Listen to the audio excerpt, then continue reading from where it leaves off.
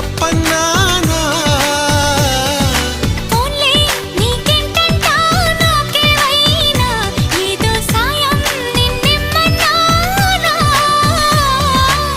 వలపంటే నిప్పు లాంటిది కలకాలం దాచలేనిది సలహా విని ఒప్పుకోవే ఇకనైనా